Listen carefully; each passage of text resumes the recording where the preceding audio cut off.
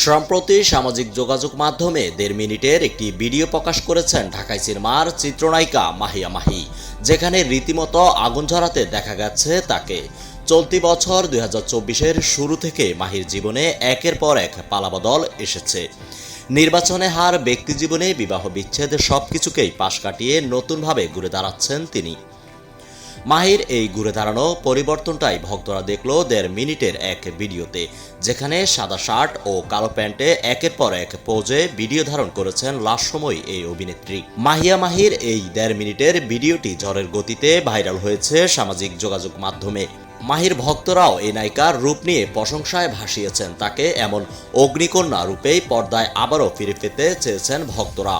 মাহির ভক্ত ও নেটিজেনরা বলেছেন মাহি পুড়িয়ে যাননি, তিনি আবারও ফিরবেন নতুনভাবে। কেউ কেউ মাহির পুরনো লুকের সঙ্গে বর্তমান রূপের তুলনা টেনে মন্তব্য করেছেন। তবে ভক্তদের এমন সব প্রতিক্রিয়া মাহি নিজেও বেশ উপভোগ করেছেন। তিনি জানিয়েছেন এখন থেকে নিজের প্রতি যত্ন নেবেন তিনি, একই সঙ্গে ভালো প্রজেক্ট পেলেই সিনেমাতে ফিরবেন, বুঝে শুনেও কাজ করবেন।